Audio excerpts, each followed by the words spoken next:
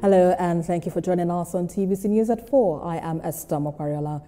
We begin with this latest development where the National Working Committee of the People's Democratic Party has suspended 4 top officials of the party, including its National Secretary, Senator Samuel Anyanwu, and the National Legal Advisor, Kamaldeen Ajibade, over alleged anti-party activities.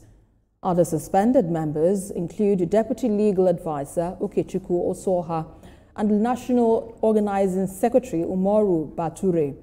Announcing the decision after an emergency meeting of the National Working Committee at the party's headquarters in Abuja, the PDP spokesman Debo Ologunagba said the suspension would last 1 month, pending the decision of the National Disciplinary Committee.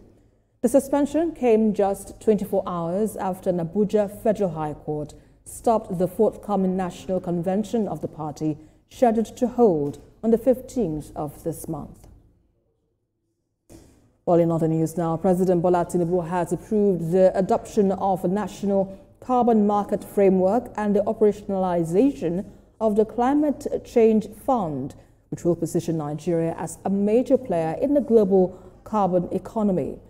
And the approvals aimed to unlock between $2.4 and $3 billion annually in carbon finance over the next decade. Represented by the Vice President, Kashim Shettima, the President said the initiative will help Nigeria meet its climate goals while driving new investments, jobs and innovation across the economy. Well, he also added that the plan forms part of Nigeria's agenda ahead of COP30 in Brazil, where the country hopes to secure more financing for climate-resilient projects. Nigeria stands ready to take its rightful place as a global leader in climate action, ensuring that our voice and our realities are heard and respected in international negotiations. We have demonstrated this commitment through our active participation in the UNFCCC process, our progress towards implementing our nationally determined contributions, and our efforts to mobilize climate finance for adaptation and mitigation across all levels of government. I'm very, very excited to be here today as the Director General of the National Council on Climate Change. And we have just completed our council meeting in Nigeria, here in Nigeria, and we presented our prayers to the council, and Mr. President has approved the carbon market framework and the climate change fund. Nigeria is very, very excited, and we are very excited it happened just before COP, and we're ready and channeled to move on to the next phase, and Nigeria is officially ready for business. Now, as part of efforts to strengthen bilateral relations between Nigeria and the Netherlands, the Youth Advisory Committee of the Netherlands Consulate in Lagos is advocating deeper youth inclusion in trade and enterprise. The committee believes that enhanced access to networks, collaborations and opportunities within the Dutch and EU markets can accelerate Nigeria's economic trajectory. Glory Aremu reports. Nigeria are often described as resilient, creative and enterprising. However, one of their greatest challenges remains transforming individual hustles into sustainable and scalable businesses. At the Nigeria-Netherlands Business Bridge Roundtable, key industry players and young entrepreneurs explored practical strategies to connect emerging talents with the markets they aim to access. And what we've done today is we've brought stakeholders across the different divide, from regulators to the private sector, to the government, and also Dutch businesses. We brought them all together into the room to meet with these businesses, mostly that are youth-led.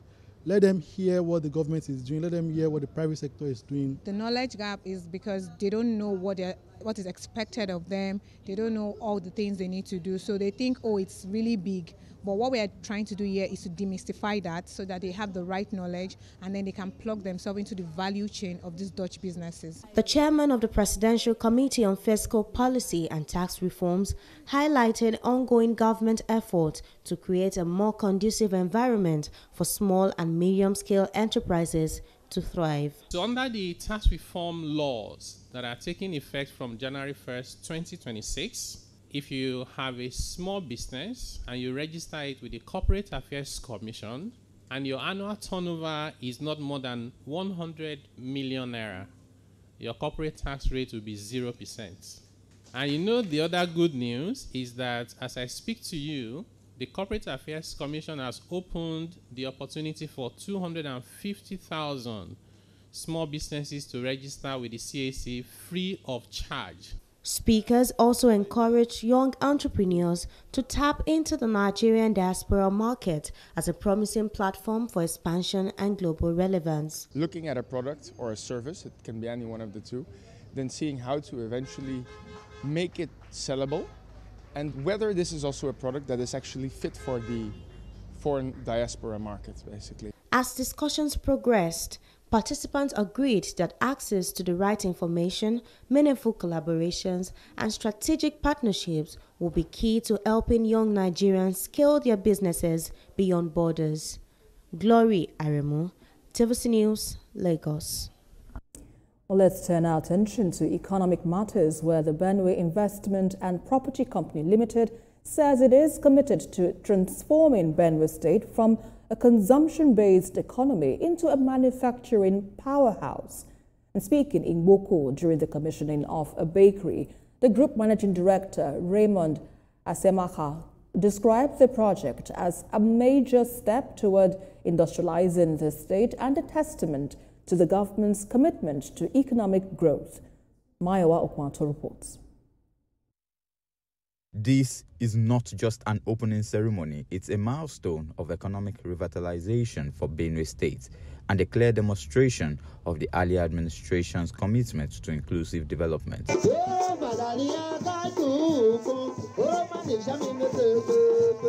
The group managing director of BIPC highlights the bakery's potential to stabilize market prices, boost the economy and create real jobs for the people of Boko and surrounding communities. He expressed optimism that the facility will solidify Boko's position as a major industrial and commercial hub in the state, disclosing further that plans are already underway for the next phase in Otukpo. In economics, you must hold your cash to work for you. So we want to hot, and that's why we are invested in micro businesses so that people can be able to, tap into this thing. We are running an inclusive governance that people can tap into this market. So far, this bread and those micro businesses that we have included we have created about 680 jobs, direct jobs, and 3,080 indirect jobs, courtesy of this small industry that we are putting in place for the people of Benue State. The chairman of BIPC board affirms that efforts of the company have stabilized the prices of basic commodities of goods of the people. Government's responsibility is creating an enabling environment for business to thrive. Before Governor Alia came into office, a bread of law was getting up to 2,000 naira a bread. Today, we are buying bread at 1,100, 1,300. And that is because it created an enabling environment to stabilize business. On his part, the Commissioner for Industry, Trade and Investment assured that the ministry will continue to work behind the scenes to ensure that the BIPC deliver on its mandate. We are working in synergy to move Benue State to a better land, move Benue State to an industrial state, move Benue State to a commercial hub. That's what we are working to. There are many advantages that this will help. After all, we are taking the best. It's produced ourselves, and we are going to consume ourselves. The people of Boko are urged to own, protect, and patronize the project, emphasizing that it's a symbol of progress and prosperity for the community. Mayowa Okwato, TVC News, Boko.